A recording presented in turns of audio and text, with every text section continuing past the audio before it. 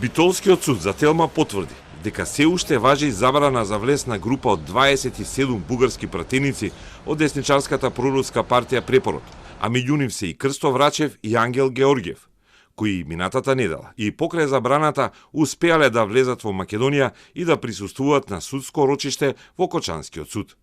Врачев и Георгиев лани во август добиле едногодишна забрана за влез поради нелегално поминување на границата. И таа забрана се уште трае. Со оглед на тоа да пресудата станала правосилна на 29.8.2025 година, забраната се однесува од таа дата, односно од една година од денот кога истите се протерале, односно им се забранило да влегуваат во Република Македонија.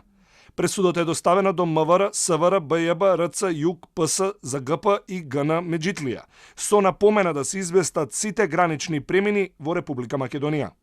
И покрај известувањето до надлежните, Георгиев и Врачев ја минале границата минатата недела. Битолскиот суд во одговорот наведува дека против двајцата, како и против останатите осудени, се заведени и предмети кај извршители за наплата на судските трошоци од по 2000 денари за секој. На осудените им е изречена и глоба која законски може да се движи меѓу 50 и 230 евра. Осудените се казнети за нелегално применување на границата кај Камакчалан лани во јули. Бугарскиот пратеник Крсто Врачев, како реакција на прилозите на Телма, тврдеше дека границата не ја поминале, туку биле на грчка територија.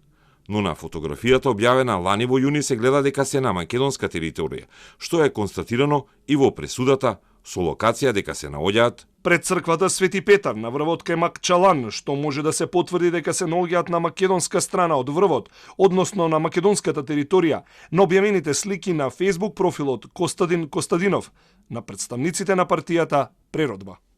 Но и со судска забрана за влез, двајца пратеници од Софија сепак ја минале границата и беа на судски процес против обвината бугарка од Кочани, со тврдење дека таа е наместена поради декларираната етничка припадност, без докази дека таа е одговорна за сообраќајна несреќа со еден загинат.